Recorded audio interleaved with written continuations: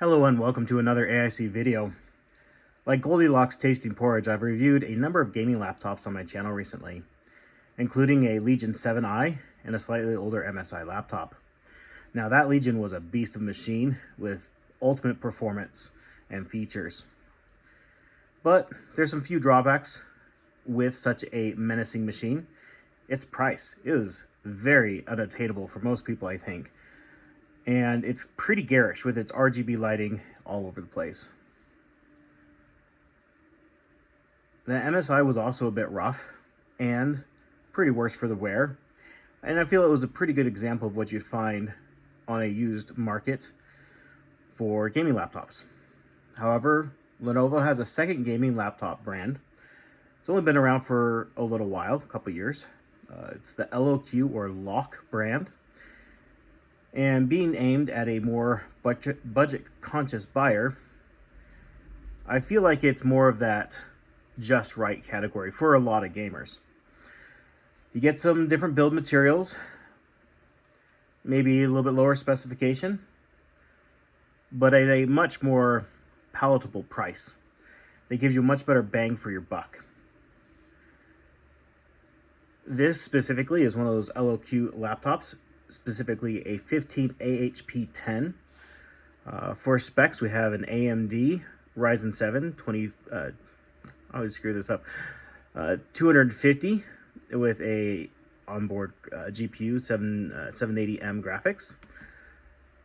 We also get 16 gigs of RAM and an RTX 5050 GPU with 8 gigs of video memory. We do get a 512 gigabyte SSD and a 1920 by 1080 144 hertz screen. Pricing for these laptops obviously varies pretty significantly depending on where you're looking and the specs and things. But just kind of an idea of what they're priced right now. This is on Lenovo's website, which I wouldn't necessarily be shopping directly from their website. Amazon, pretty significantly cheaper on here, and I've seen them go as low as $1,000. A similarly spec'd Legion will run you quite a bit more money, so definitely something to shop around on. But like I said, I've seen them go for less than $1,000 for sale at different websites. I think on Walmart was the best price I saw recently. And not that price right now, but something to keep an eye on if you're shopping for one of these. So that's just what they are today. I think that's about right. Spending about $1,000, a little under $1,000, is what I think this system should cost. Now, don't get me wrong, I'd love to spend all the money and get a baller Legion system, but when I'm honest with myself, it's not really what I actually need, nor is it what I can really afford. This has enough performance without blowing the budget if I was in the market today for a seriously good package. Now, I did a hardware showcase before, and we have a lot of upgradability here. They only use one of the 2 RAM slots, so if RAM ever comes down in price, we can easily upgrade at a cheaper price point. They easily could have used 2 8 gig DIMMs, leaving us to have to go upgrade both RAM slots to be able to upgrade to 32 gigs of RAM. So with having one 16 gig in here, yes, we leave a little bit of performance on the table with it running in single channel mode, but it gives us an easier upgrade path. We'll also have 2 SSD slots with just one populated, so if you can find an SSD cheap, you can throw it in to be able to download more games. And I am very happy to see a 144 hertz high refresh display on this laptop.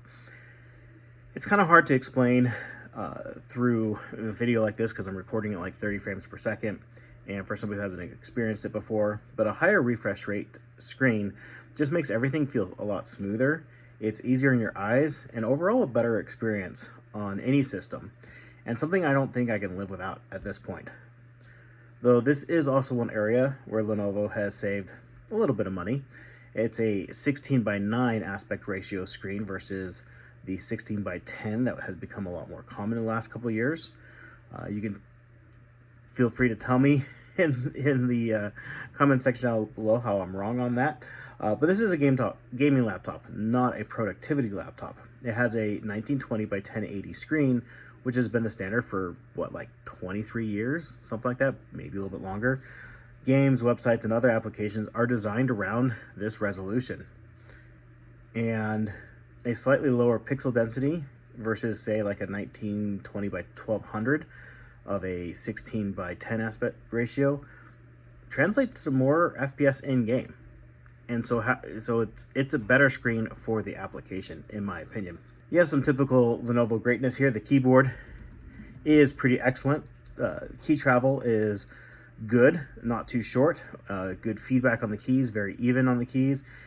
Typing on this was a joy. I really did enjoy it. I do wish I had a centered keyboard and trackpad, which I know I'm probably an outlier on that. As far as ports go, we have none here on the left. On the right, we have just a couple. We have a USB-C, headphone microphone, camera, physical camera switch, and the USB-A, or one of the USB-As, I should say. The rest are on the back, where we get two more USB-As, are HDMI and Ethernet and power. And I actually really like, especially on a gaming laptop, the ports being out the back. It just means everything's out of the way. So if you have things plugged into this, like your controller, things like that, you're not having to deal with it hanging off the sides of the laptop. For more productivity laptops, I like having a bit more on the sides, but I don't know why, but just for gaming laptops, it just makes more sense having them come out the back. Though I do wish the Ethernet jack was a 2.5 gig port. It is just a 1 gig port. I feel like that should kind of be more standard at this point.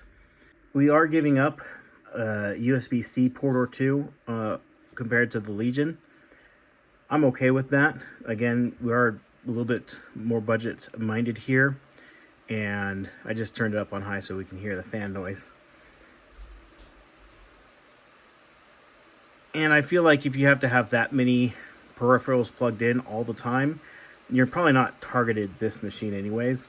Probably more than sufficient ports for most people. So as far as performance goes, let's go ahead and run through benchmarks. Now, I know I'm going to be pointing my camera at the screen to record this. My external recorder died on me and I need to buy a new one, and running OBS does rob a lot of performance out of the machine. So I'm going to readjust the camera so we can run through our benchmarks and some games.